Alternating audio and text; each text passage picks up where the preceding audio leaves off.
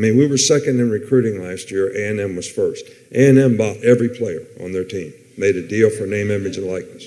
All right, we didn't buy one player.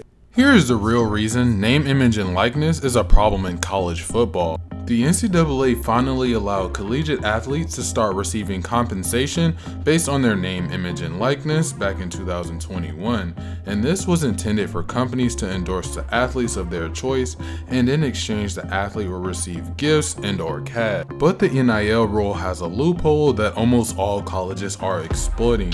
Instead of companies reaching out and making an endorsement deal with an athlete, boosters, also known as wealthy individuals who give financial support to their schools, are pulling together large amounts of money and splitting the amounts with all of their recruits. I'm sure now you may see why this may become an issue. This is essentially making the richest schools the best teams, since they can actually go out and afford to give these recruits more money.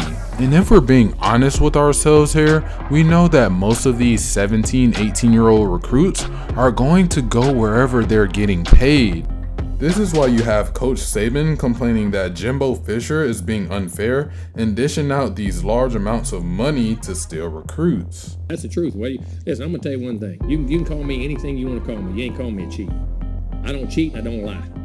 And when you think about it, this makes perfect sense.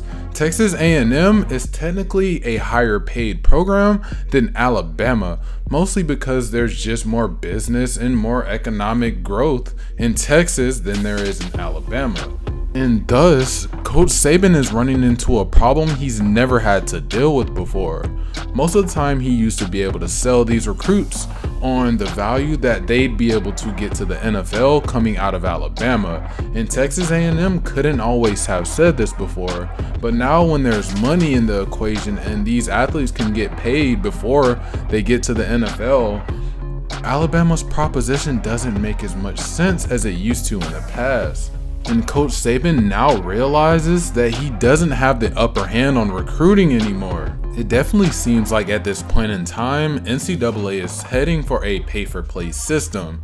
If the NCAA intervenes and changes some of these things, it could be fixed. But now, as it is, the richest schools are going to get the best recruits simply because they can pay them more.